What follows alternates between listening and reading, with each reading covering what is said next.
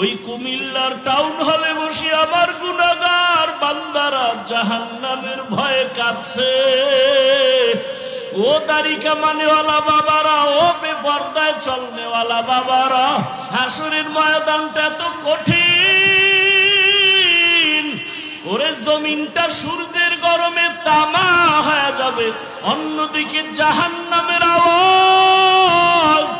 ওই সময় আমার আল্লাহ রাগান্বিত আওয়াজ দিতে থাকবেন, লিমানিল মুলকুল ইয়াউম লিল্লাহিল ওয়াহিদিল কাহ্হার।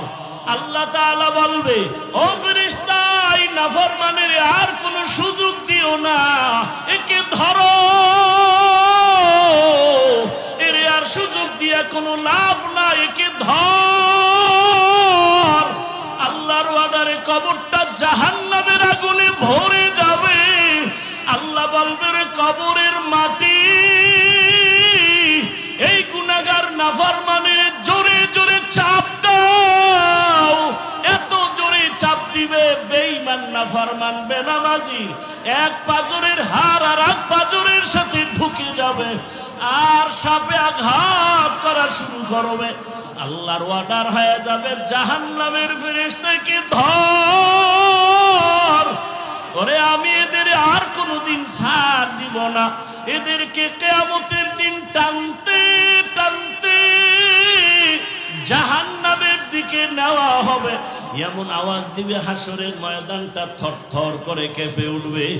এত কঠিন অবস্থা হবে, জাহান্নাম চিৎকার দিয়া বলবে, আল্লাহ, বেনামাজি আমার পেটের মধ্যে দাও, তোমার গুনাহগার বান্দা বান্দি আমাকে দাও, ক্ষুধা লাগছে।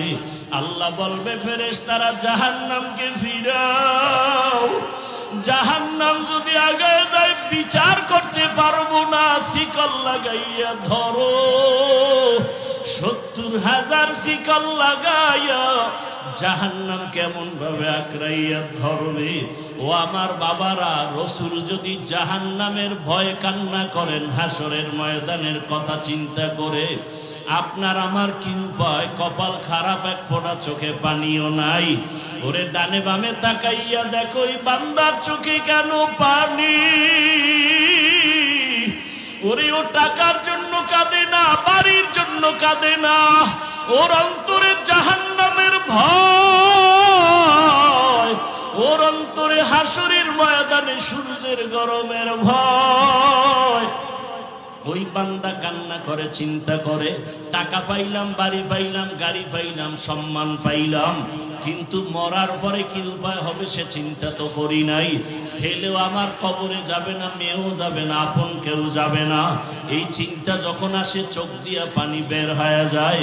রহমতের নবী বলেন, আয়েশা, এমন অবস্থা হবে, আল্লাহ বলবে, 70,000 শিকল দিয়া জাহান্নামকে ধরো, আমি বিচার শেষ করার পরে তারপরে জাহান্নামকে ছাড়বা। আল্লাহর ওয়ার্ডারে জাহান্নামের গলায় শিকল লাগায় বাঁধবে। 70,000 শিকলের গোড়ায় গোড়ায় 70,000 ফেরেশতা ধরিয়া রাখতে পারে না। তখন আমার মায়ার নবী দেখে সহ্য করতে পারবেন না। মায়ার নবী দেখবে মুসা নবীর কান্না, ঈসা নবীও কাঁদবে ওই হাসরের মাঠে, ইব্রাহিম নবীর কান্না, ঈসা নবীর কান্না। আম্মা জানকে নবী বলেন, আয়েশা, তখন আমিও কান্নায় পড়ে যাব।